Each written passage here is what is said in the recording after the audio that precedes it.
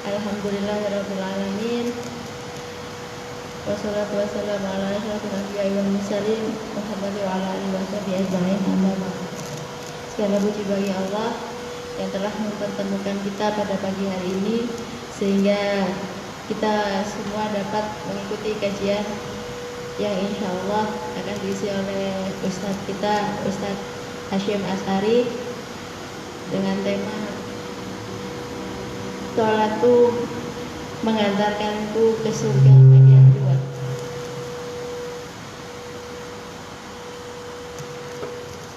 Marilah kita buka kajian ini dengan basmalah. Bismillahirrahmanirrahim. Selanjutnya saya serahkan kepada Ustadz untuk memulai kajian. Waktu dan tempat kami persilahkan.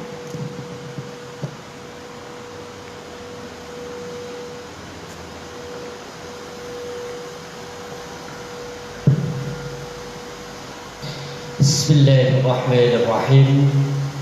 Assalamualaikum warahmatullahi wabarakatuh.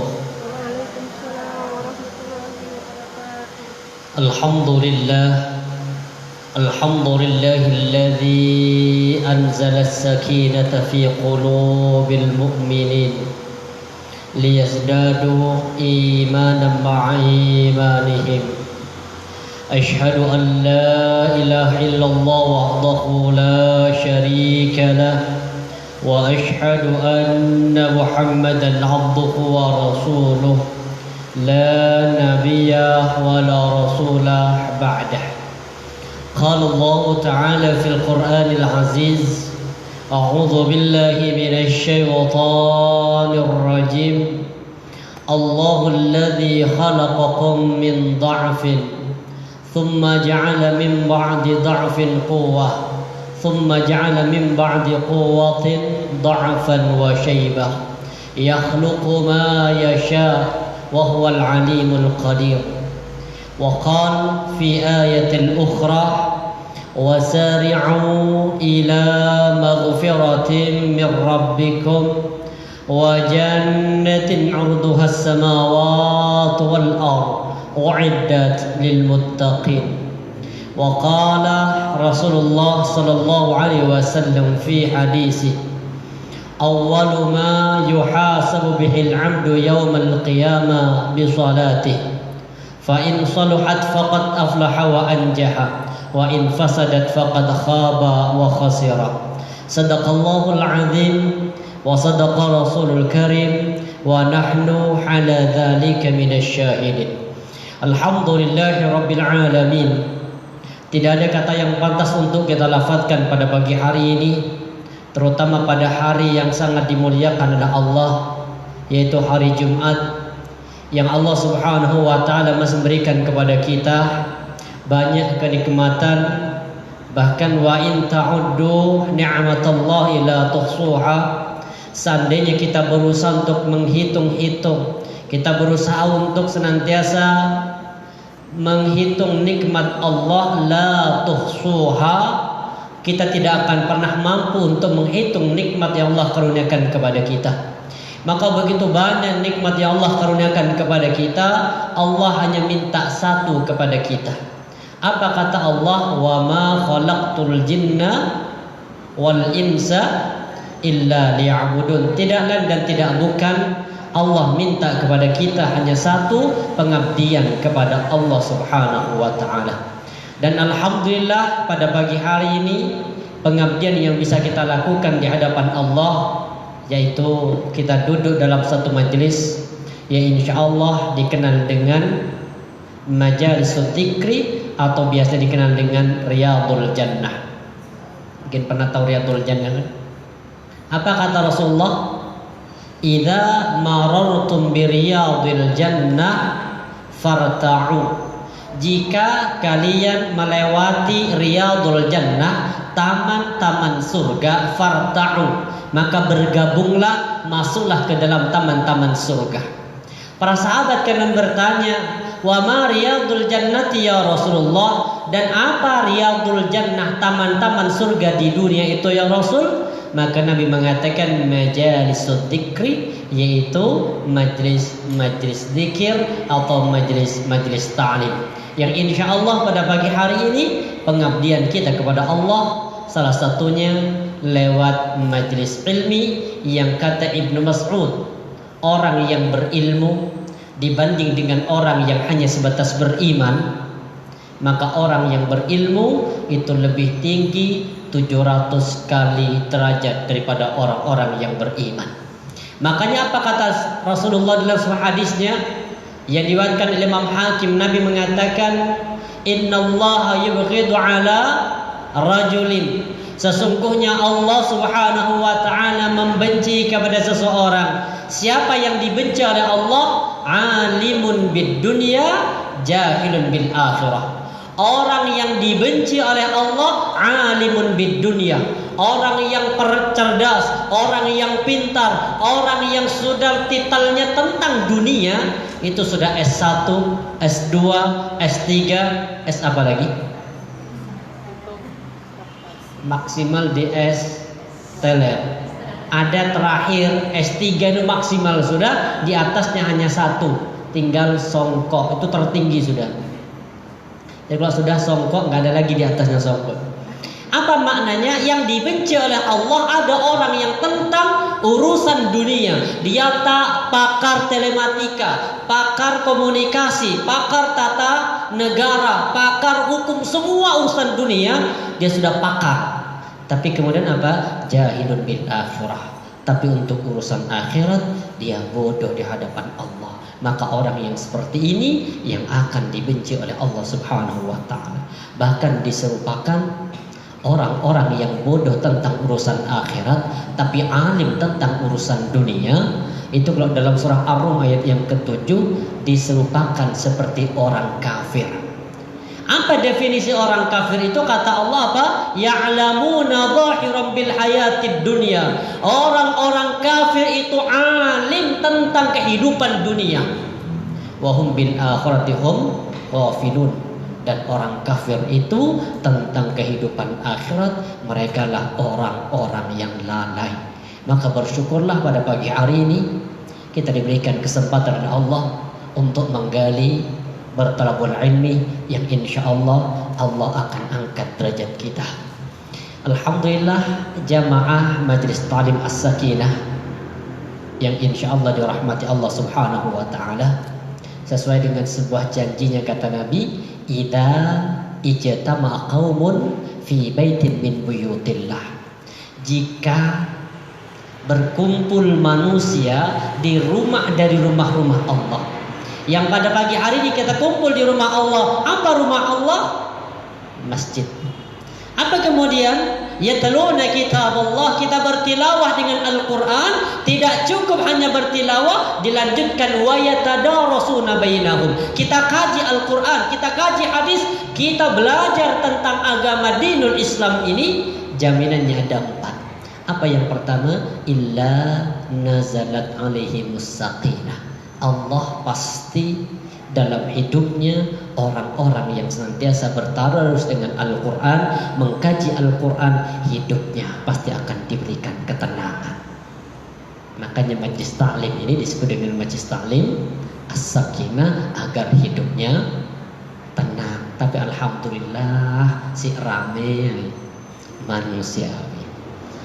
Ternyata perputaran waktu tanpa terasa ini kita sudah memasuki tahun baru Hijriah 1442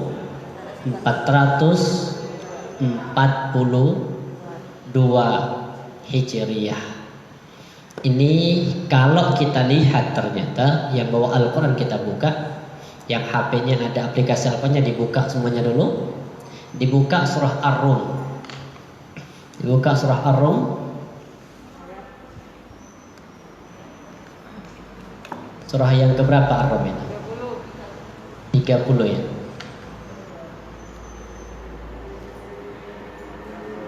Kita buka surah Ar-Rum ayat yang ke-54.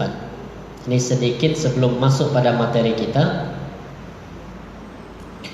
Tadi di surah Ar-Rum sudah kita bahas tentang definisi orang kafir di Ar-Rum tadi ayat yang ke-7. Itu definisi orang kafir. Apa orang kafir itu? Ya'lamuna dhahiran minal hayatid dunya wa hum 'anil akhirati hum ghafilun. Orang kafir itu cirinya hanya tahu tentang kehidupan dunia dan dia tentang kehidupan akhirat dia lalai. Dan kemudian dalam surah Ar-Rum ayat 54 Allah katakan di ayat yang ke-54 ini tentang umur manusia atau penciptaan manusia. Allah berfirman, a'udzu billahi minasyaitonir rajim. Allahul ladzi khalaqakum min dha'fin. Dialah Allah yang khalaqakum menciptakan kalian min dha'fin. Lahir manusia dalam kondisi dha'fin. Apa dha'fin? Lemah. Manusia lahir dari rahim seorang ibu pasti dalam kondisi lemah. Tidak ada manusia yang lahir sudah langsung pakai baju. Tidak ada manusia yang lahir kemudian sudah bawa rumah. Tidak ada manusia yang lahir bawa mobil. Semua dalam kondisi apa? Dha'fin, lemah. Bahkan dijelaskan dalam surah An-Nahl ayat yang ke-87. Apa kata Allah? Wallahu, dan Allah akhrajakum, yang mengeluarkan kalian semua manusia min butuni ummahatikum, dari rahim-rahim seorang ibu, la ta'lamuna syai'a, lahir dalam kondisi bodoh. Ada yang lahir langsung cerdas? Emang anak zaman sekarang aja lahir tuh langsung ambil HP. Ini kalau zaman sekarang Allah katakan manusia lahir min dha'fin, lemah. Salah satu bentuk kelemahan apa? Manusia lahir dalam kondisi la ta'lamuna syai'a, enggak tahu apa-apa.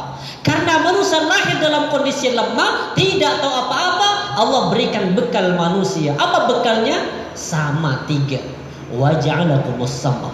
Allah berikan bekal pertama adalah pendengaran.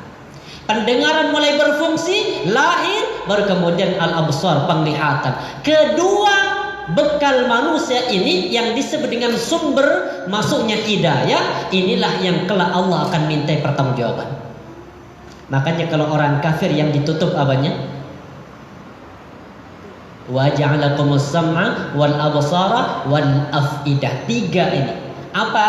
Manusia diberikan potensi yang sama, diberikan bekal yang sama. 3 bekalnya. 1 pendengaran, 2 penglihatan, 3 hati. Makanya kalau ada orang yang kemudian Allah jadikan dia kafir, maka yang ditutup pertama kali oleh Allah apanya? Khatamallahu ala qulubihim. Hatinya ditutup. Setelah hati ditutup apa? Wa ala sam'ihim, pendengaran ditutup. Kalau sudah tertutup pendengaran, yang ketiga juga ditutup. Wa ala absarihim, ghisyawah, dikunci mati oleh Allah. Makanya orang kalau 3-tiganya tidak berfungsi, bahayanya di sini. Di dalam surah Al-A'raf itu, walaqad dzara'na li jahannam, dan sungguh kami telah sediakan neraka jahanam. Allah sediakan neraka jahanam bagi siapa? Laqad dara'na lil jahannama katsirun minal jinni wal ins. Neraka jahanam Allah sediakan bagi manusia dan jin. Kenapa manusia diancam oleh Allah dengan neraka jahanam? Karena 3 tadi tidak berfungsi. Lahum qulubun. Yang hafal ayat ini? Yang hafal dapat bonus nanti dari panitia.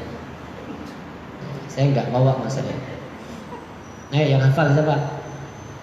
Lahum qulubun la yafqahuna biha. Punya hati, hatinya tidak bisa memahami akan kebesaran Allah. Walahum a'yunun, dia punya mata, la yubsiruna biha. Mata tidak bisa dipakai untuk melihat kebesaran Allah. Dan yang ketiga, walahum adhanun la yasma'una biha. Mereka punya pendengaran, tapi pendengarannya tidak berfungsi untuk mendengar kalamullah. Kalau ini kemudian ada pada diri kita, maka neraka jahanam disediakan oleh Allah kepada manusia. Maka ternyata perputaran pergantian tahun dari 1441 1442 menunjukkan bahwa jatah hidup kita semakin berkurang. Makanya nanti anaknya ulang tahun, tidak usah kemudian dirayakan dengan perayaan ulang tahun. Harusnya nangis. Anak kita ini mohon maaf, kadang kita sekolahnya sudah sekolah Islami, tapi kadang ketika acara kayak begini kita mencontoh generasi orang-orang yang tidak Islami. Anaknya ulang tahun, disediakan kue apa ya? Kue basah ya? Oh, kue tar ya. Terus disediakan lilin. Habis itu kemudian tiup lilinnya. Ini dikit orang ya. Orang nggak ada pekerjaan. Salah satunya itu dinyalakan lilinnya. Setelah nyala diapain? Kalau mau memang dimatikan ngapain? Masuk akal pada? Tak masuk akal. Sama dengan suami ibu yang rokokan. Hati-hati yang rokokan. Nggak masuk akal. Disedot. Apa manfaatnya? Kalau dia beli mahal kan dimakan. Harusnya diapain? Dimasukin dong. Masa sama dengan kita beli es krim? Orang bilang, ini gila orangnya. Tapi kenapa kalau masalah itu nggak bilang gila? Jadi jelas loh. Tiup lilinnya, habis itu kemudian yang laki dikasih topi. Itu tahu nggak? Itu miliknya siapa? Itu bukannya miliknya Yahudi. Itu miliknya Isabella. Yang ibu jadikan nyanyian dulu. Isabella adalah. Ternyata kita jadikan nyanyian Isabella. Tahu Isabella? Isabella itu adalah pemimpin perang bagi penduduk Eropa ketika menghancurkan Islam dari negeri Andalusia. Jadi Andalus, umat Islam itu berjaya kurang lebih 700 tahun di negeri Andalusia Spanyol. Makanya dikenal dengan Andalus. Semua kemudian ketika umat Islam sudah terlena dengan kejayaannya, umat Islam terlena dengan jabatannya, maka kemudian orang-orang kafir, yaitu seluruh penduduk Eropa akhirnya menyerang kaum muslimin. Dua pilihannya, satu murtad, kalau tidak murtad dibunuh. Maka orang-orang yang murtad tadi diberikan topi, dengan topi yang condong ke atas, itu menunjukkan bahwa dia sudah murtad, berarti sudah aman dan tidak boleh dibunuh. Sedangkan yang tidak menggunakan tanda topi ini, itu berarti dia masih tetap Islam, kemudian dibantai. Ini akidah kita. Makanya jangan sampai anak kita lemah akidah. Kita Allah jadikan min dhafin, dari lemah kemudian apa? Bertahap terus perputaran waktu menjadikan kehidupan kita yang lemah menjadi kemudian kuat. Tsumma ja'ala min ba'di dha'fin quwwatan. Allah jadikan kuat. Di angka berapa kuat manusia? 40. Makanya kita kehidupan itu begini. Ini LCD-nya enggak ada ya? Ya enggak apa-apa.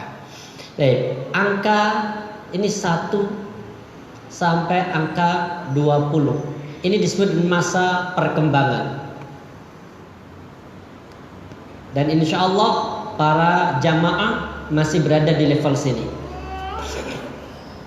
Kehidupannya masih pertumbuhan atau perkembangan. Kemudian naik dari umur 21 sampai umur 40. Inilah yang disebut dengan masa menuju kematangan. Lihat nanti kita itu masuk generasi yang mana. Setelah itu kemudian dari umur 41 sampai umur 60, inilah disebut dengan masa persiapan. Di mana kita? Persiapan sih kayaknya masih 12 mulai. Jadi apa? 1 sampai 20 disebut masa pertumbuhan. Kalau kemudian kita gunakan filosofi jari, itu dari sini sampai ke jari manis. Ini disebut dengan masa pertumbuhan. Makanya di masa itu disunnahkan anak-anak kita itu kuat. Kemarin mungkin sudah dibahas sama Ustaz Ifir di surah An-Nisa yang ke-9. Di masa pertumbuhan, apa permintaan Allah kepada manusia? Masih ingat? Sama Ustaz Ifir kemarin hanya dibahas, walaupun saya nggak tahu. Apa kata Allah di surah An-Nisa ayat yang ke-9? Wal yakhshal ladzina law taraku. Manusia, takut kalian. Takut apa? Lau taraku min khalfim, meninggalkan di belakang kalian apa? Dzurriyyatan di'afa, generasi anak-anak cucu, cicit yang lemah. Apa yang lemah yang kita takutkan? Jangan sampai anak kita dhaful aqidah, lemah akidahnya. Yang kedua, apa yang tidak boleh lemah anak kita? Dhaful aqli, lemahnya akal. Makanya anak kita sekarang disekolahkan, itu sarana agar kita meninggalkan generasi kita, generasi yang kuat IQ-nya.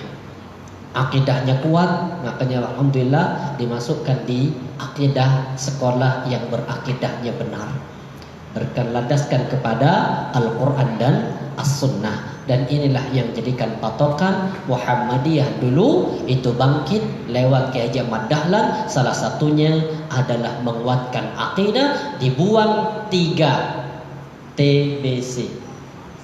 Apa TBC itu? Tahayyul, bid'ah, dan khurafat. Itu agar apa? Anak kita nggak lemah akidahnya, tidak lemah IQ-nya. Yang ketiga, jangan sampai anak kita itu dhaful jismi, lemah fisiknya. Makanya disunahkan olahraga. Sekarang alhamdulillah semuanya olahraga. Dulu olahraganya berkuda, sekarang bersepeda. Kan sama, mirip dikit. Apa? Ini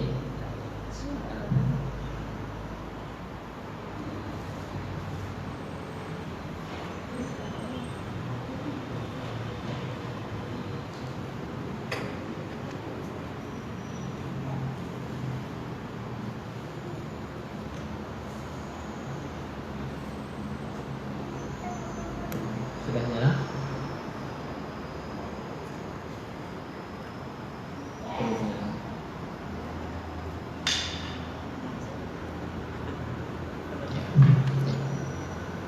Sudah nyala.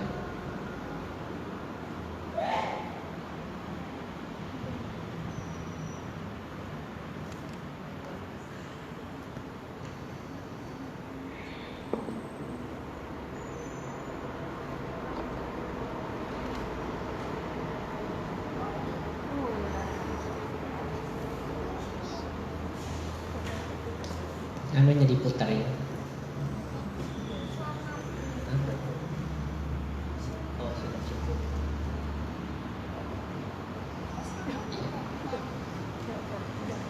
Sudah. Baik.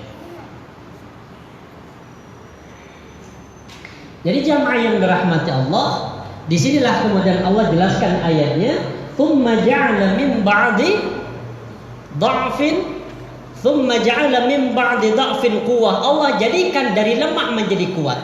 Thumma ja'ala min ba'di quwwatin dha'fan wa syaiba. Dari kekuatan, tidak selamanya orang senantiasa kuat, Allah jadikan kemudian menjadi dha'fan, mulai sedikit demi sedikit turun dalam kehidupannya, dan mulai wa syaibah, yaitu berubah. Dan ini filosofinya, gambarannya. Wa fi anfusikum afala tubsirun. Dan tidakkah kalian memperhatikan terhadap diri kalian sendiri? Ini gambaran kehidupan kita. Oh, ada perubahan. Baik. Jadi ini manusia dari sini ini naik, disebut dengan masa pertumbuhan. Dari jari manis ke jari tengah ini juga menuju kematangan, dan puncak kehidupan manusia itu di angka 40. Maka bersyukur kepada Allah kalau orang sudah dikaruniai oleh Allah umur 40, ada 5 kewajiban yang harus dilakukan. Nanti dibuka surah Al-Ahqaf ayat yang ke-12, lain waktu kita akan bahas itu. Jamaah dirahmati Allah, ternyata di angka 40 di sini jari tengah, setelah itu tidak ada lagi yang bisa ditempuh, maka kemudian manusia akan turun. Benar kata seorang ulama namanya Hasan Al-Basri, "Ayyuhan nas, wahai manusia, innakum ayyam." Kita ini manusia diibaratkan kumpulan hari-hari. Kita ini diibaratkan seperti kumpulan hari-hari. Idza dhahaba yaumun dhahaba ba'du. Jika hari itu pergi berputar meninggalkan kita, sedikit demi sedikit anggota tubuh juga sama meninggalkan kita. Yang awalnya kuat, lama-lama berubah menjadi lemah. Yang awalnya langsing berubah menjadi langsung. Itu perubahan, dan itu disyukuri. Jadi kalau ada orang sebelum menikah dia kurus, setelah menikah masih tetap kurus, berarti kehidupannya tidak bahagia. Iya. Maka bersyukurlah dan jangan kemudian merasa minder dengan apa? Dengan kondisi fisik, karena semakin besar fisik seseorang itu berarti menunjukkan kehidupannya adalah bahagia. Maka sungguh kasihan bagi para suami yang telah menikah tidak mampu menjadikan istrinya gemuk. Bersyukurlah pada Allah. Ini makna, kemudian apa maknanya? Kita harus hijrah. Momentum kita jadikan, kita langsung ke sini sedikit saja pembahasan. Jadikan Muharram tahun ini sarana untuk benar-benar kita hijrah menuju Allah Subhanahu wa taala. Apa hijrah itu? Sini. Hijrah itu apa? Dari sebuah keburukan yang ada pada diri kita, kita hijrah, kita pindah menuju kepada kebaikan. Dan ini kata Rasulullah, al-muslim, orang muslim itu dikatakan benar-benar dia muslim. Yang mana ya Rasulullah orang muslim itu? Man salimal muslimun min lisanihi wa yadihi. Orang muslim itu adalah orang yang mampu menyelamatkan orang muslim lainnya, baik dari lisannya ataupun dari perbuatannya. Makanya hati-hati agar kita benar-benar menjadi pribadi-pribadi yang muslim, jaga lisan. Dan ini yang paling banyak, kadang kita terjerumus tidak mampu untuk menjaga lisan. Kadang mohon maaf, fisik sudah dibungkus dengan sempurna, jilbab sudah bagus, kemudian apa? Baju juga sudah bagus, tapi kadang belum mampu untuk menjilbabi lisannya. Dan ini yang masih paling banyak. Jangan kira bunda, orang-orang yang saat ini semuanya rata-rata banyak wanita yang pendiam. Jangan kira mereka para pendiam, ternyata banyak yang suka mengeluh di statusnya. Dan nyata. Makanya orang yang suka ngeluh di status, maka mereka lah pribadi-pribadi yang bobrok. Jadikan status itu hanya untuk jualan, gak masalah ya. Tapi kalau dikit kemudian status, saya punya teman guru, walaupun saya nggak tahu nomornya. Alhamdulillah saya nggak ikut nomornya. Kenapa? Ngapain saya mikirin dia? Wong dia juga belum tentu mikirin saya. Saya punya teman guru, ini bukan ini guru TK. Ternyata apa? Hobinya pengen, memang manusia itu ada tipe itu pengen di depan. Ada yang punya begitu, dan dia tidak mau untuk tersaingi oleh orang lain. Ternyata ketika tersaingi, apalagi zaman sekarang, semua guru harus kreatif. Anak karena sekolah di rumah, akhirnya hanya apa? Pokoknya semua pembelajaran yang terkait dengan teknologi aku yang buat. Nah kan nggak mungkin dia buatin seluruh kelas. Akhirnya guru dituntut untuk semakin bisa.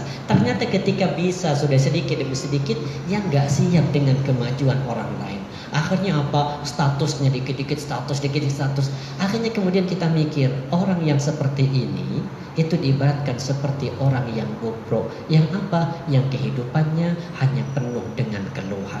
Maka sudah rubah. Kita dari pribadi-pribadi muslim adalah siapa? Orang-orang yang tidak pernah menyakiti orang lain dengan apanya? Dengan lisannya. Lebih-lebih omongan yang kita sampaikan, kita baru dengar dari orang lain. Hati-hati, Rasulullah mengatakan apa? Ayo kita hijrah sudah. Tidak usah kemudian kita mikir orang lain, orang lain belum tentu mikirin kita. Kadang kita naudzubillah, kita itu sampai nggak enak makan gara mikir orang lain. Yang orang lain yang kita pikirin bisa tidur nyenyak, makan enak. Akhirnya kita mikir untuk apa? Makanya mulai detik ini dengar tadi saya dibawa apa? Ikhlas. Apa ikhlas itu? Sudah, jangan mengharap pujian dari orang, karena setiap orang itu memuji berbeda. Yang sini memuji, yang sini menghujat. Kalau kita kehidupannya hanya mencari ridho manusia, capek. Sudah, hijrah ya. Hijrah ke mana? Balik ke Hijrah United? Enggak, gabung. Ada teman saya yang jadi pemimpinnya itu. Di situ yang mau makna boleh di situ.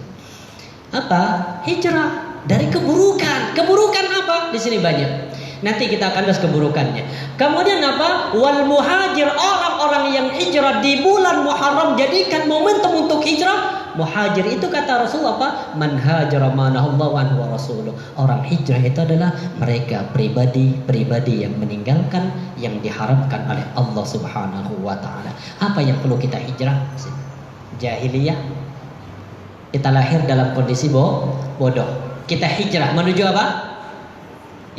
Ilmiah, ada ilmu. Yang amaliyah kita sebelumnya tidak ada landasan dasar dalilnya, tidak ada dasar Al-Quran dan hadis. Sekarang dirubah, yang tidak ada Al-Quran dan hadis tinggalkan, menuju kepada amaliyah yang berlandaskan kepada Al-Quran dan hadis. Seperti sekarang, kan bulan apa ini?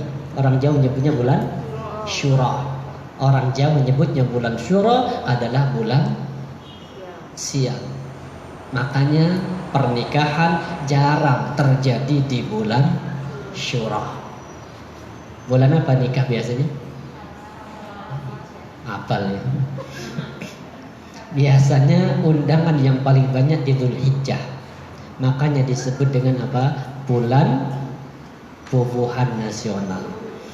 Jadi jahiliyah apa? Dan ini masih banyak ternyata. Terutama di bulan-bulan sekarang ini. Ada orang yang melaksanakan apa? Doa khusus bersama di awal tahun. Bahkan ada teman saya dari Padang ini, jangan jamaah tinggalnya di Sulfat, kajiannya di Alpaka. Beliau itu di grup keluarganya di share dari perkataan Habib. Malam tahun baru antara maghrib sampai isya semuanya dianjurkan minum susu putih. Kenapa? Biar selama 1 tahun perkehidupan perjalanan ini kemudian diberikan yang putih-putih. Padahal belum tentu yang putih-putih enak. Iya, kalau tahu tok makan jenuh. Apa maknanya? Ternyata disimbolkan yang putih itu adalah simbol nanti kebahagiaan selama hidupnya. Akhirnya saya mikir, ini mirip kayak zaman saya masih jahiliyah. Keluarga kami di satu kampung karena belum ada belum ada bidan. Itu kalau kehamilan yang ke-7, hamil di bulan yang ke-7 itu ke dukun beranak. Karena lahirnya pasti di situ. Dicek kondisinya, nggak usah bayar, gratis, hanya bayarnya pakai ayam. Dan dianjurkan ayam putih. Kenapa putih? Biar anaknya lahir putih. Itu kata keyakinan dulu. Makanya mungkin orang tua saya ini kan terakhir, generasi terakhir, nyari ayam putih bisa nggak dapat. Akhirnya dapatnya hitam agak kecil lagi Bu. Maka keluarnya kayak begini. Sudah jahiliyah merubah pada ismiyah. Dan di sini jamaah rahmati Allah, banyak kufur, syirik, zalim, batil, maksiat haram individual kita rubah menjadi pribadi-pribadi yang lebih baik. Mulai detik ini silahkan cari komunitas yang mendekatkan bertakarrub dirinya kepada Allah. Kalau ada komunitas yang menjauhkan dirinya kepada Allah, contoh ada komunitas yang kerjaan setiap hari ngerasani orang, tidak usah ikut di situ. Kalau ada kajian yang setiap hari kajiannya hanya menghujat pribadi seorang, tidak usah ikut di situ. Kenapa? Kita akan capek memikirkan dia, padahal belum tentu pribadi kita lebih baik daripada yang kita bicarakan. Siap ya? Hijrah? Siap. Yang terakhir hijrah. Nih, hijrah dari lingkungan yang rusak menuju kepada lingkungan yang baik. Ini ayatnya. Wasbir ala ma yaqulun wahjurhum hajaran jamila. Orang hijrah itu ada batasannya di mana? Hajaran jamila. Kalau kita mau hijrah, hijrahlah yang cantik. Kalau hijrah kita tidak cantik, bahaya. Apa? Contoh kita di kampung kita, di perumahan kita, kita belajar menjadi pribadi-pribadi muslimah. Kita sudah pakai jilbab besar contoh.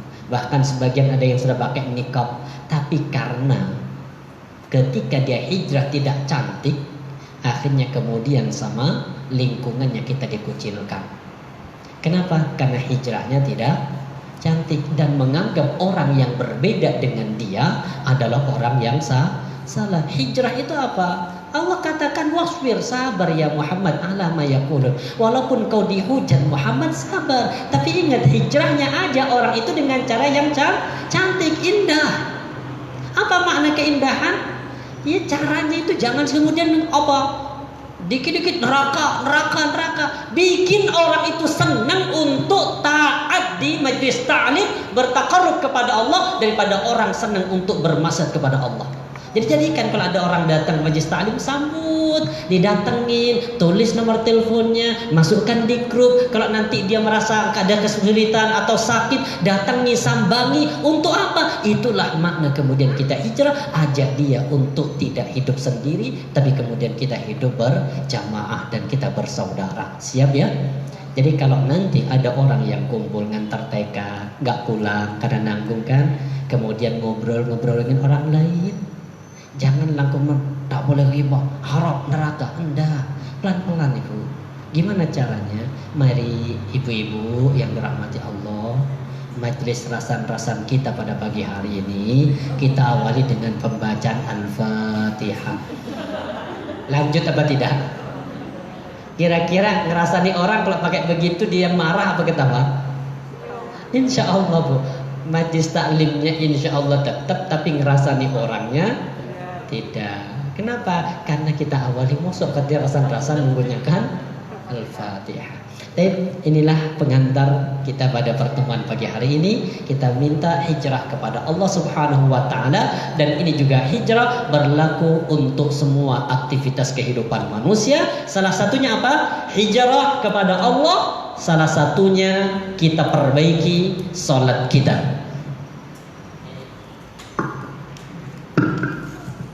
Sedikit sebelum masuk pembahasan ini, kenapa judulnya Salatku Menghantarkanku ke Surga?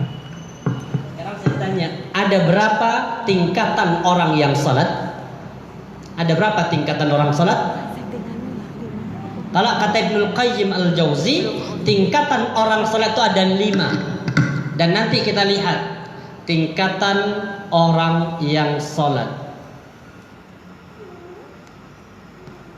1, ada orang yang salat yang disiksa dengan salatnya. Siapakah orang yang salat tapi disiksa oleh Allah dengan perantara salatnya? Fawailun lil musallin. Celaka. Siapa yang celaka? Orang-orang yang salat. Kenapa yang salat celaka?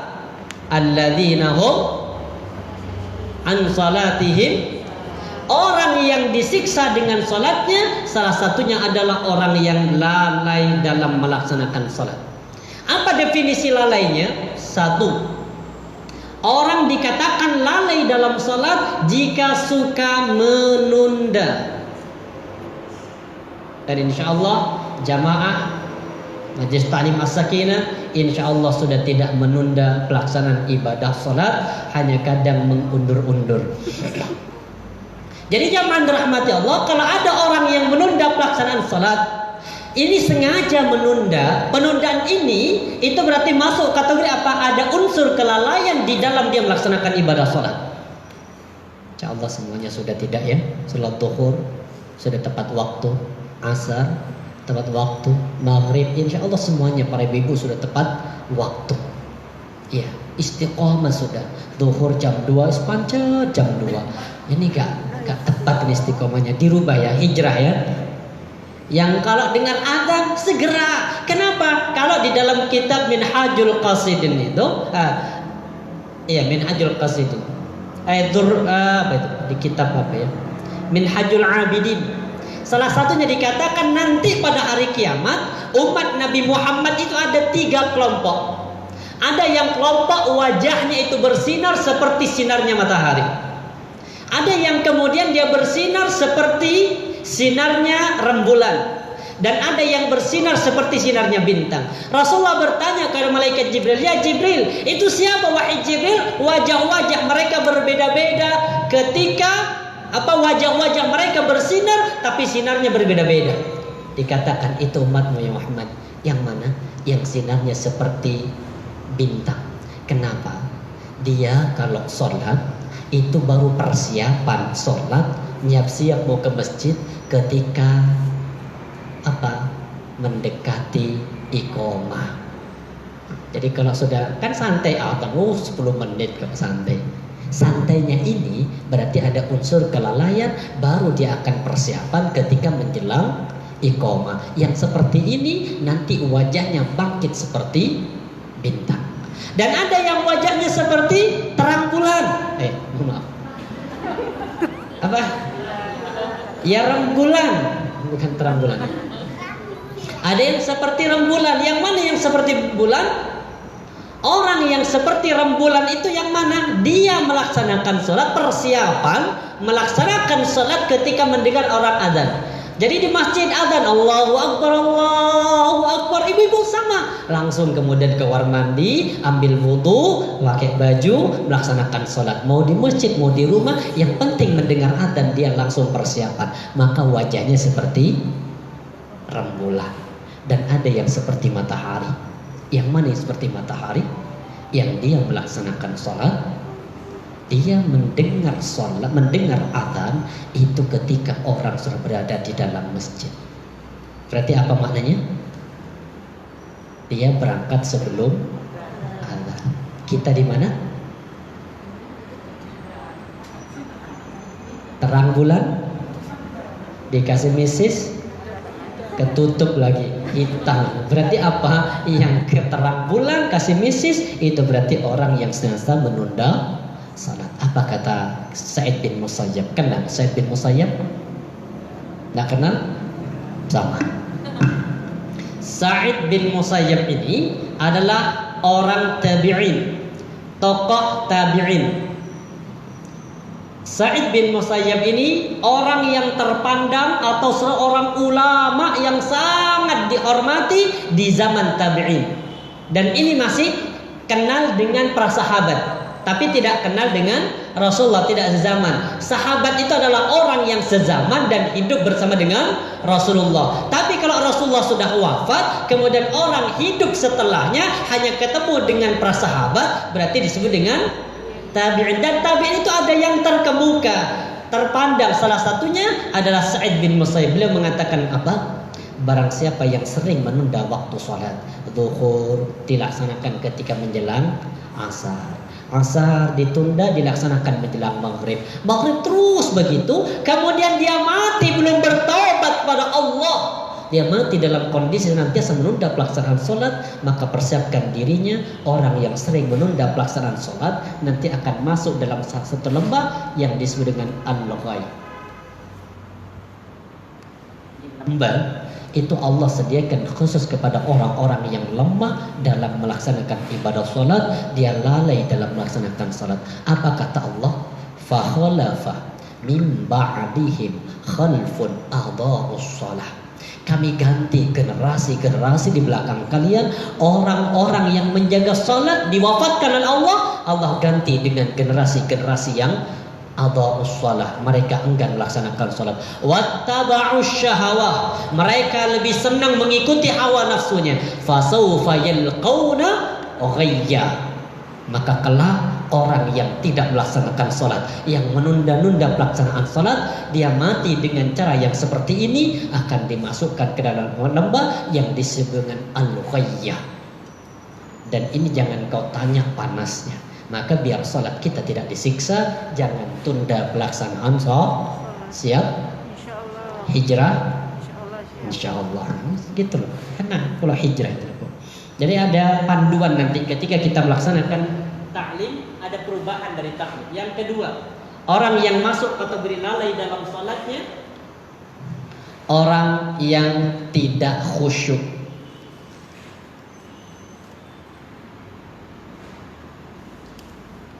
Ini yang paling banyak.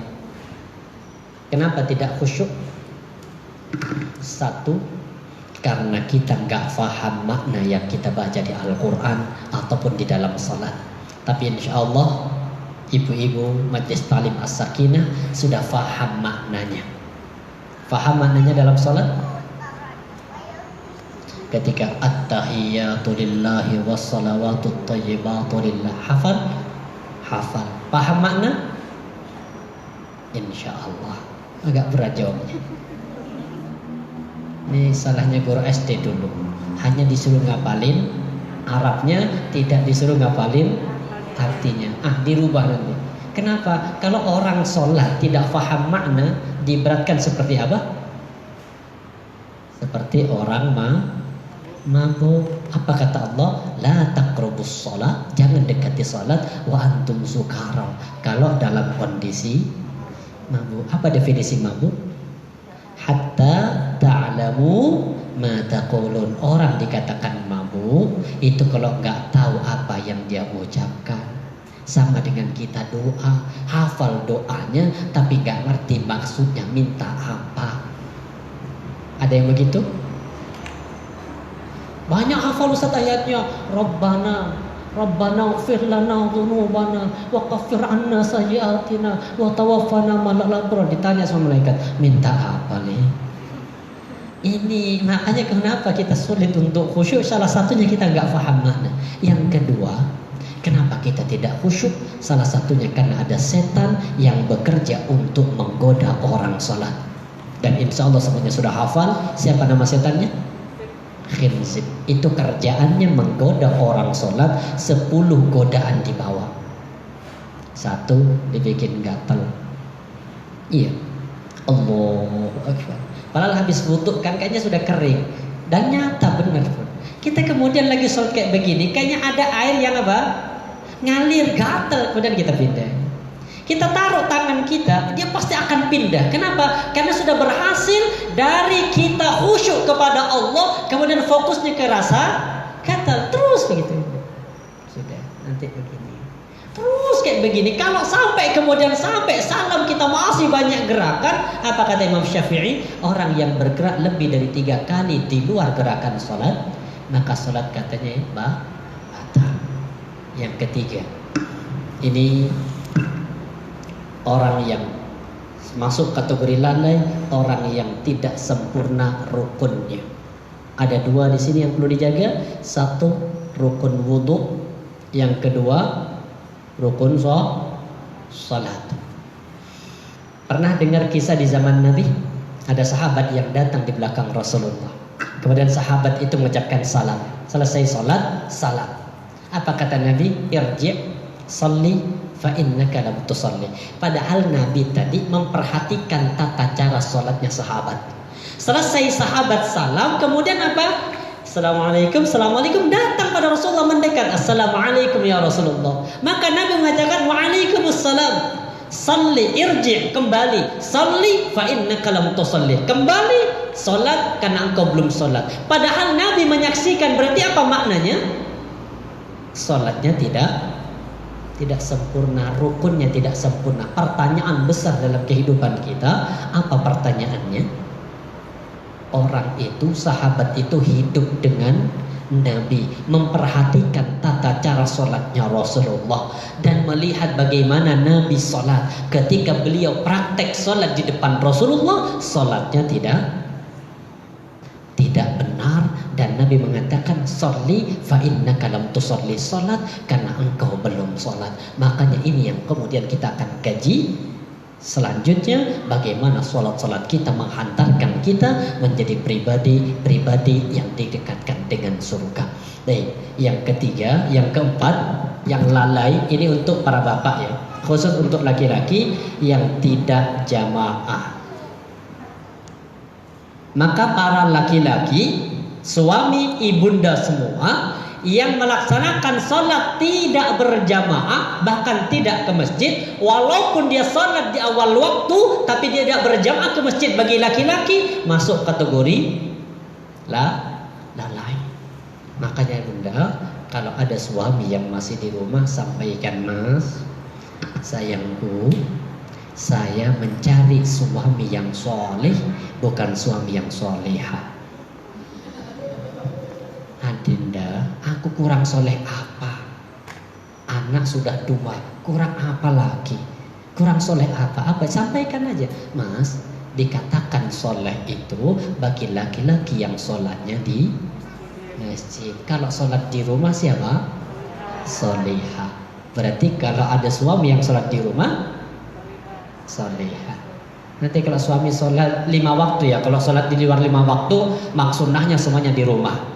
Semua sholat itu fi buyutikum, di rumah-rumah kalian, illa al-maktub, berubah kecuali yang wajib saja, yaitu yang 5 waktu. Kalau salat tahajud, salat duha, salat apa lagi, semuanya laksanakan di rumah. Ba'diyah, qabliyah kalau bisa juga di rumah, dan itu Rasulullah lakukan. Makanya Nabi masuk masjid itu Nabi nggak pernah kemudian tahiyatul masjid lagi, nggak pernah qabliyah. Nabi masuk langsung qomat. Kenapa langsung qomat? Karena memang rumah Rasulullah ya memang sebelahnya, memang hanya batasan dengan tabir. Ya sini sudah kamar, ini sudah Rasulullah. Maka ketika adzan Nabi langsung sholat qabliyah, nanti masuk langsung qomat. Dan itu Rasulullah contohkan. Makanya kalau ada pribadi yang masih belum sholat berjamaah ke masjid, suruh ke masjid. Kenapa? Jangan jadi laki-laki yang solehah, jadilah laki-laki yang soleh. Siap menyampaikan pada suami? Siap? Tapi bahasanya bunda, kalau ibu menyampaikan pada suami, ingat karakter suami. Karakter suami itu namanya pemimpin. Ar-rijalu qawwamun, pemimpin. Dan pemimpin itu, apa karakternya pemimpin? Tidak mau dipimpin, tidak siap untuk dipimpin. Jadi kalau negur suami, jangan sebagaimana kita negur pada bawahan. Jangan, suami nggak siap. Tapi tegurlah sebagaimana bawahan memberikan saran kepada atasan. Insya Allah itu suami akan menerima. Kemudian yang kedua, tipe orang yang sholat. Yang kedua, orang yang sholat tapi sholatnya tidak dapat pahala. Ini yang kedua kata Ibnul Qayyim, tidak dapat pahala. Sholatnya benar, tapi ternyata sholatnya tidak dapat pahala. Yang mana sholatnya yang tidak dapat pahala? Yang tidak mampu menghilangkan apa? Fikiran di luar sholat, atau bisikan yang masuk di luar sholat. Dan ini pasti kita takbir, pasti kita akan dibikin ingat sesuatu di luar sholat. Kalau ini kemudian kita ingat, contoh mohon maaf, takbir kita sholat subuh, kemudian bunda langsung didatangin sama setan, namanya khinzib, datang membisikkan lewat sebelah kiri. Apa dibisikkan? Ma, hari ini pagi ini mau sarapan apa? Itu kan setan kemudian berikan solusi kadang dalam sholat. Lagi takbir Allahu Akbar, enak, sholatnya lancar. Kenapa lancar? Karena sudah hafal, tapi pikirannya yang keluar, gak fokus kemana. Akhirnya kadang iya, habis ini pingin masak ayam. Kan ada bayangan, ayam sekarang jenisnya ada berapa nama? Ayam geprek, ayam rebus, ayam banyak kan. Nah, fokus temu sudah ayam. Nanti setelah ketemu ayam, baru akan fokusnya ke apa? Ayam ini mau dimasak apa? Terus begitu. Kalau kemudian ini diikuti terus, oh ya, pingin ayam kecap. Berarti bumbunya, nah disehari juga dalam salat bumbunya kan. Setelah itu kemudian ruku baru ketemu, oh iya ya Allah, di kulkas itu ada kecap sisa hari raya kemarin. Maka kalau kayak begini tidak diputus, terus diikuti, maka kalau ini diikuti, maka sholatnya tidak akan mendapatkan pahala. Kenapa? Karena dia hanya sholat menggugurkan sebuah kewajiban, rukunnya sudah sempurna, wudhunya sudah sempurna, tapi ketika sholat tidak mampu menghalangi rintangan dalam sholat ini, maka yang seperti ini tidak akan mendapatkan pahala. Makanya yang sholatnya juga bacaannya kacau. Dan itu sahabat juga pernah, kalau tidak salah namanya Abu Bakar, siapa ya? Sahabat, kalau di hadis sahih ini dikatakan ada sahabat yang ketika sholat ternyata dibikin kacau bacaan sholatnya. Di mana dibikin kacau bacaan sholatnya? Kadang dia membaca ayat tapi kemudian ditutup dengan ayat yang lain. Baca surah tapi kadang penutupnya ke surah yang lain. Wal 'ashri innal insana lafi khusr illal ladzina amanu wa 'amilus shalihati falahum ajrun ghairu mamnun. Ada yang enggak sadar kadang pindah ke surah yang lain. Sering pernah. Kenapa pernah? Itu berarti khinzib mengacaukan bacaan kita. Baca kemudian qul ya ayyuhal kafirun la a'budu ma ta'budun wa la antum a'buduna ma a'bud wa la ana 'abidu ma 'abadtum wa la antum 'abiduna ma a'bud wa la ana 'abid. Ini mana semua? Dan usah sholat. Teman adik murid saya itu sudah hafal 4 juz, ikut lomba. Kok ketepatan yang dibaca surah Al-Kafirun? Sudah 10 ayat gak ketemu jalan keluarnya. Dan akhirnya sahabat ini datang pada Rasulullah, ya Rasulullah, kenapa bacaanku dalam sholatku kacau sekali ya Rasulullah? Maka Nabi mengatakan yuqalu khinzib. Di hadis yang lain yuqalu khinzib, itu adalah khinzib yang mengacaukan bacaanmu. Terus bagaimana? Maka Nabi, kalau kita sulit banget khusyuk dalam bacaan, itu kalau pas kita kacau diminta berta'awudz. A'udzubillahi minasyaitonirrajim, kemudian meludah ke sebelah kiri. Itu sebuah simbol perlawanan kepada khinzib dalam pelaksanaan sholat. Dan kadang contoh lagi, tidak dapat pahala, lagi takbir bikin was-was Allah. Ada yang begini tuh, saya pernah merasakan. Saya menjadi makmum dari salah satu imam di Singosari, ada masjid besar itu. Karena sudah sepuh mungkin ada punya sifat was-was.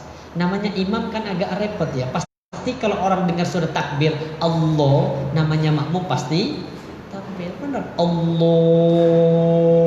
Tapi kemudian barnya kita nggak dengar. Ya sudah, batalkan ternyata. Semua makmum takbir Allah. Sudah begini semua makmum, imamnya takbir lagi Allah. Terus gimana posisi makmum ini? Membatalkan apa tetap melanjutkan? Membatalkan sholat tidak boleh kecuali yang memang membatalkan sholat. Tidak dibatalkan, dia mendahului imam. Terus gimana? Nanti dibahas lain waktu. Ini yang kedua. Yang ketiga, nanti pembahasan kita yang kelima. Yang kedua yaitu orang yang sholat. Yang ketiga dapat pahala, tapi pahalanya kecil, sedikit. Kalau sholat wajib itu standarnya yang wajib nilainya 100. Bagaimana cara mengukur sholat kita ini dapat pahala kecil atau dapat pahala banyak? Kita bagi. Contoh sholat zuhur. Bunda sholat zuhur berapa menit? 10? Zuhur. Sholat zuhur berapa menit? Standarnya berapa? 15 menit ya? Anggap aja 10 menit, ini standar ini sudah. Ini standar lama ini. Apalagi sholat duhur itu kita kan baca sholat sir. Sir itu kadang yang datang pasti kulhu inna a'toina. Padahal sebelum sholat sudah pengen yang agak panjang, tapi ternyata kita ghairil maghdubi 'alaihim waladdallin amin wal asri. Kadang balik ke situ lagi. Padahal rakaat pertama sudah tadi wal asri, rakaat kedua kadang wal asri lagi. Itu setan berarti masuk di situ.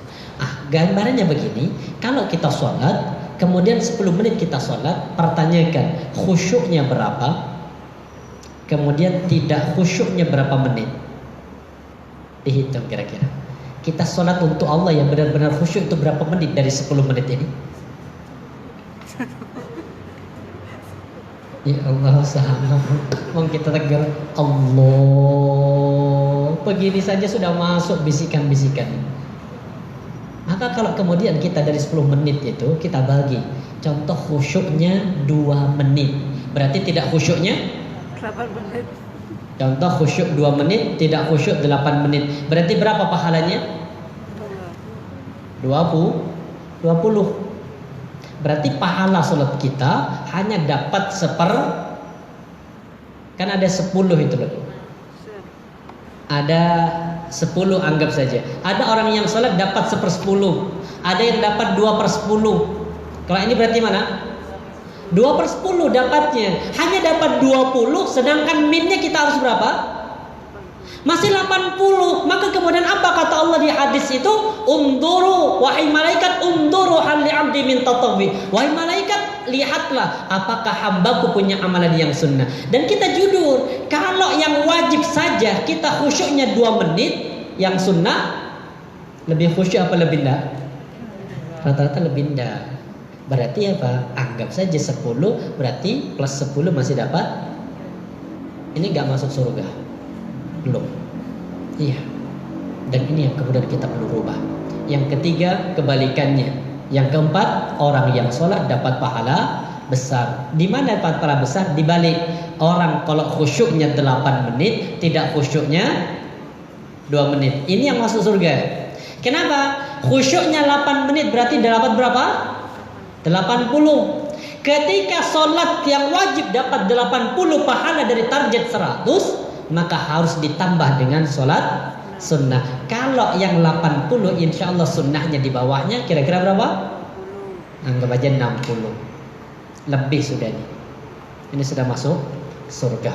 Dan yang terakhir, orang yang sholat, yang sholatnya surga didekatkan oleh Allah. Ini pembahasan kita, yaitu orang yang sholat yang surganya didekatkan bagi orang-orang yang sholat. Jamaah dirahmati Allah, pertemuan pertama dulu sudah kita bahas apa? Tentang wudhu. Sudah selesai? Sudah selesai pembahasan wudhunya dulu? Saya ingat belum maksudnya. Baik, sedikit kita ulang sebentar, terutama mungkin yang baru. Ini tata cara wudhu. Ada berapa rukun wudhu? Masih ingat? Ada berapa rukun wudhu? Sekalinya banyak corona dulu ya, kelamaan kita.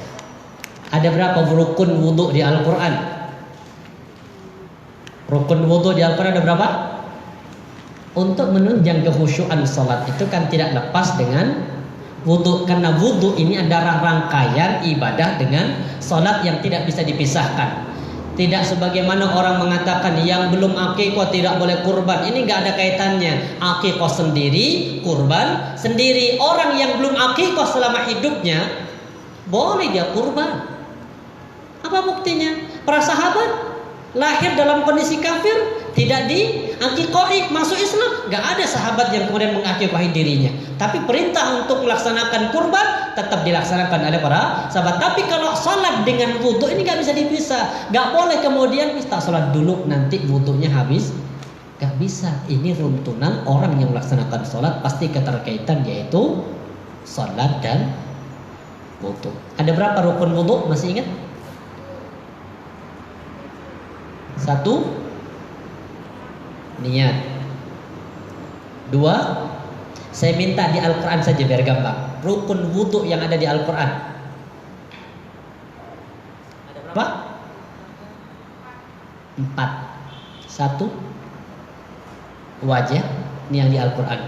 Yang kedua, tangan, kedua tangan. Yang ketiga, kepala. Yang keempat, kaki. Itu rukun wudhu saja. Maka yang 4 ini yang perlu kita hati-hati. Selebihnya yang lain itu tidak sempurna, tidak membatalkan wudhu kita. Tapi kalau yang 4 ini kemudian tidak sempurna, maka wudhu kita batal. Pernah satu ketika ada orang yang sholat kemudian ada orang yang wudhu. Selesai wudhu, Nabi kemudian mengatakan kembali wudhu lagi.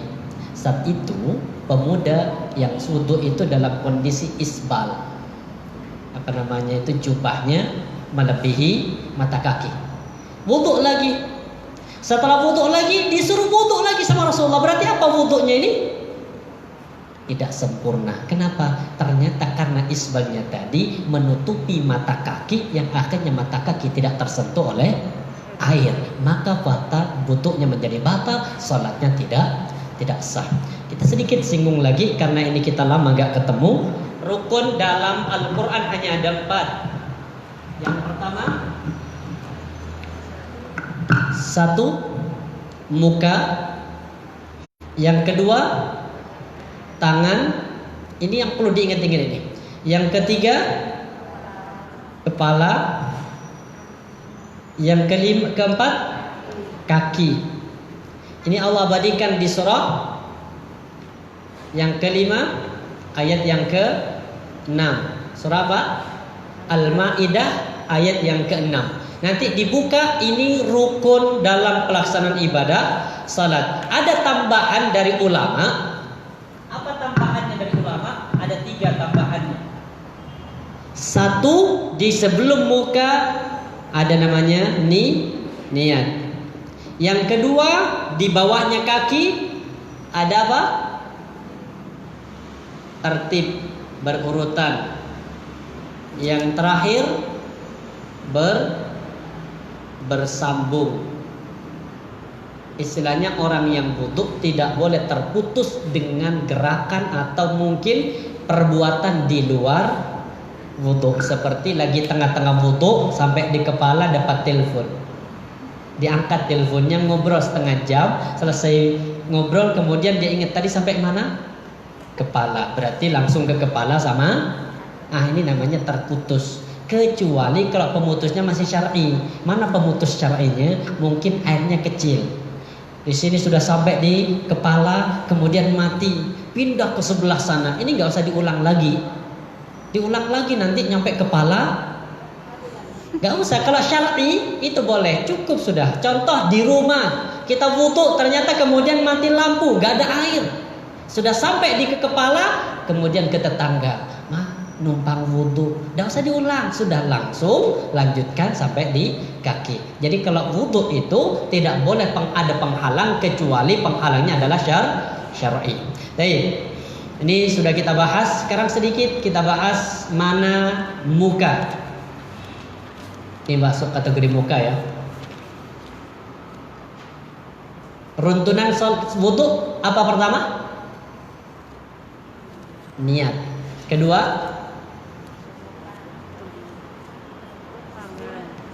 runtunan wudu dari awal. Setelah niat, bismillah. Nggak usah pakai bismillahirrahmanirrahim, ya cukup bismillah. Itu cukupnya. La wudu'a liman lam yadhkur ismallah. Tidak sempurna wudu seseorang yang tidak menyebut nama bismillah. Kalau wudu di rumah pakai kamar mandi, yang kamar mandinya bergabung dengan WC, bismillahnya di dalam hati. Tidak usah dilafalkan. Kata-kata Allah tidak boleh dilafalkan di dalam kamar mandi. Baik, kemudian membasuh kedua tangan. Dan insyaallah sudah nggak ada masalah ini. Terutama ini ya, Bunda. Idza istayqadha ahadukum min naumi, kalau bangun dari tidur, apa yang dilakukan? Fala yaghmis yadahu fil ina. Jangan langsung celupkan tangannya ke air. Itu nggak boleh. Ke bejana atau ke bak mandi. Kenapa? Hatta yaghsilaha thalasan. Dicuci dulu di luar bejana sebanyak 3 kali. Kenapa tidak boleh langsung dicelupin? La yadri aina batat yada. Karena kita nggak tahu semalam tidurnya tangan di mana. Ada yang tahu? Awalnya aja tahu. Waktu tidur saya taruh di sini Ustaz. Selebihnya ketika kita sudah tidur, kemana tangan ini? Gak ada yang tahu. Ada yang menghina sahabat itu, istilahnya di zaman Nabi, mosok si tangan aja nggak tahu di mana tidurnya. Karena dia kemudian menantang apa ucapan Rasulullah, Allah jadikan mohon maaf. Akhirnya di malam itu waktu tidur, tangannya kemudian mohon maaf masuk lewat pantatnya sampai segini. Ini sebagai bentuk apa? Sebagai bentuk penghinaan bagi orang-orang yang sombong. Makanya kalau sudah perintah Nabi, sudah laksanakan. Dan gak usah kemudian dibantah. Kalau Nabi bilang begini, laksanakan. Ada sahabat yang makan. Nabi, kul biyaminik, makan pakai tangan kanan. Kata sahabat untuk menghina istilahnya, gak mau. Tanganku gak bisa bergerak ya Rasulullah. Ketika itu pula tangannya kemudian tidak bisa bergerak yang kanan.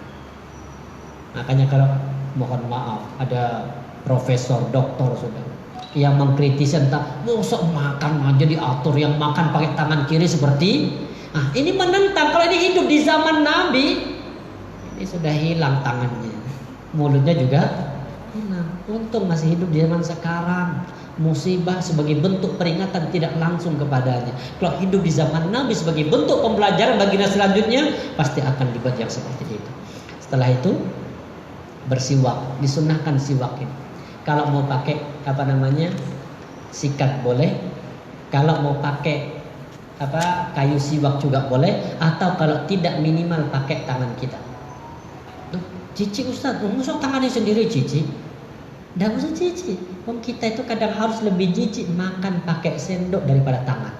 Kenapa? Karena sendok itu sudah nyemplung ke berapa? Ayo, cici Ustaz. Hati-hati. Makanya nanti kalau makan itu tangannya nggak pernah dicuci, kecuali sudah diapain? Dijilat. Jangan bilang cici. Ini kan kita masuk hanya ke mulut kita, nggak pernah masuk ke mulut tetangga. Tapi kalau kalau itu? Sendok, garpu keberapa mulut masuknya. Dan tahu kan nyucinya kadang hanya enak, digosok klip, gosok, taruh. Makanya yang suka makan di luar enggak, dosa nggak boleh makan. Boleh, tapi kalau bisa sunnah pakai tangan. Enak pakai tangan, nggak pernah tangan ini nyemplung ke tangan tetangga. Sunnahnya lihat, lau ana syukka ala ummati. Ayo siwak, pakai tangan, pakai ini. Kalau nggak bawa tangan, sulit pakai tangan, nggak bawa sikat, nggak bawa apa namanya, siwak, kayu siwak, pakai bataden. Bata putih, saja sudah. Baik, yang selanjutnya ini yang perlu tak perbaiki dikit ya. Ini karena mungkin ada yang baru, yang pertemuan selanjutnya kemarin mungkin nggak ikut. Ini ada namanya istinsyak, ada istinsyar. Ada 3 kan, tamadmad berkumur, ada istinsyak yaitu memasukkan air ke hidung, sama istinsyar. 3 perbuatan ini. Dan ini disunnahkan dilakukan satu kali ngambil air. Jadi kalau Nabi pakai 1 jari, 1 tangan begini. Kalau kita selama ini waktu diajari di SD pasti begini. Setelah itu kemudian apa? Ini sampai mancung. Ini yang letak kesalahan kita. Selama ini yang paling sahih tentang Al-Bukhari dan Muslim. Famat madda wastansyaqa wastansyara salatan bi thalathi gharafatin. Nabi Muhammad melakukan itu, ini hadisnya Al-Bukhari dan Muslim, yaitu Nabi berkumur, beristinsyak dan beristinsyar itu dilakukan sebanyak 3 kali, tapi setiap 1 kali apa? Dengan 1 kali cidukan itu loh. 1 langsung. Kemudian tangan kiri yang memegang, yang hidung dulu dikeluarin. Setelah itu baru kemudian mulut. Itu sunnahnya. Yang selama ini kita masih praktekin, kita pisahkan antara mulut dengan, yang memisahkan antara mulut dengan hidung itu masuk kategori kesalahan. Lihat kesalahannya. Istinsyak, mengambil air baru, bukan air dari untuk berkumur. Berarti kumur sendiri, habis itu dia ngambil air lagi untuk hidung saja, itu masuk kategori kesalahan. Kenapa? Karena hadis yang paling sahih diriwayatkan dalam Bukhari dan Muslim, maka yang benar adalah menggunakan 1 tangan, kemudian 2 gerakan mulut sama hidung. Kalau kesulitan karena mungkin kita tangan sulit untuk mendapatkan air, bisa jadi nyampe di mulut wis entek. Nah, boleh pakai 2 tangan, tapi tetap pelaksanaannya seperti itu. Makanya sunnahnya nanti membuang sesuatu yang sudah dipakai itu dibuang ke sebelah kiri. Maka nanti begini, ngambilnya ke kanan, ke sini. Setelah itu kemudian baru mulutnya diikutkan setelahnya. Jelas ya? Maka kalau nanti butuh di kamar mandi di rumah, jangan pakai bak, langsung pakai gayungnya. Gayungnya aja taruh di pinggir baknya. Ustaz pakai apa? Sebenarnya kalau pakai ini enak, kalau pakai tembok, pakai apa itu? Yang baknya itu pakai ada temboknya kan enak, kita taruh di situ jedingnya lah. Tapi sebagian sekarang kan pakai bak yang tidak ada tempatnya, itu agak sulit ini. Tapi boleh nanti kita celupin ke situ langsung, tapi ini setelah dicuci sebanyak 3 kali. Arahkan, taruh bak kita di sebelah kanan. Kemudian kita menghadap ke arah kiblat. Contoh kiblat sebelah sana, maka posisi bak sebelah sini. Kenapa? Karena nanti ketika kita membuang ke sebelah kiri, itu tidak membuang ke depan menuju ke arah kiblat. Itu sunnahnya kalau kita mau berwudu menghadap ke arah kiblat. Ditek nanti di rumahnya. Aduh, gak bisa Ustaz. Kalau gak bisa gak masalah. Kalau bisa menghadap ke arah kiblat. Membasuh wajah, ini sudah, saya yakin sudah paham mana wajah itu. Di sini ini masuk kategori wajah, lihat. Ini wajah. Hadza al-juz'u minal wajhi, ini adalah bagian dari wajah. Makanya wajah itu dari tumbuhnya rambut, kemudian ke jenggot paling bawah, dan samping kiri adalah depannya telinga ini. Karena telinga ini nanti masuk di kepala, bukan masuk di muka. Jadinya sini harus kena semua.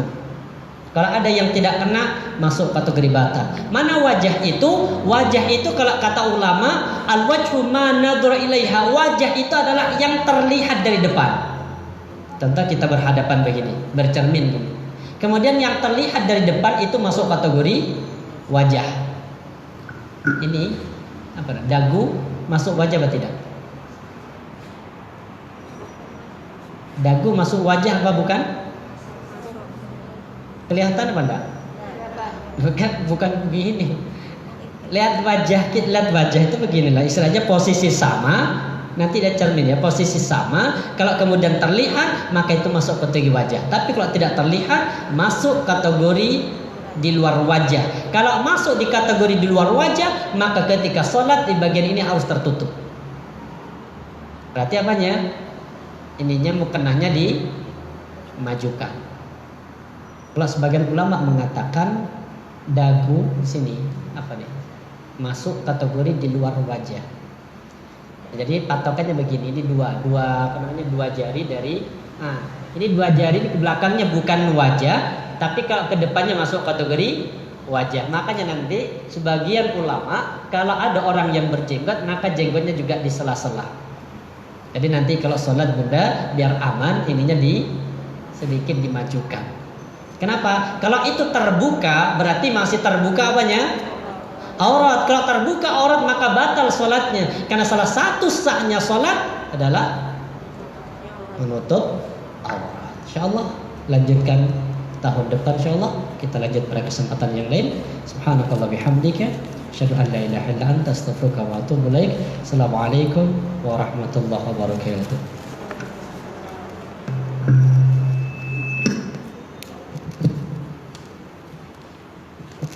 Alhamdulillahirrahmanirrahim.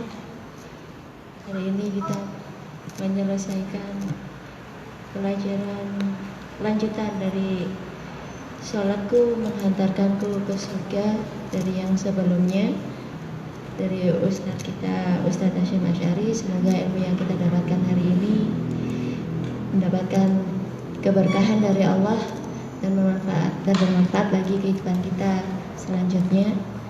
Semoga Allah mengampuni segala dosa-dosa kita. Barisan juga sudah ditutup oleh Ustadz dengan doa kafaratul majlis. Wabillahi taufiq wal hidayah. Segala kesalahan dari kami dan segala kebenaran adalah dari Allah. Wassalamualaikum warahmatullahi wabarakatuh.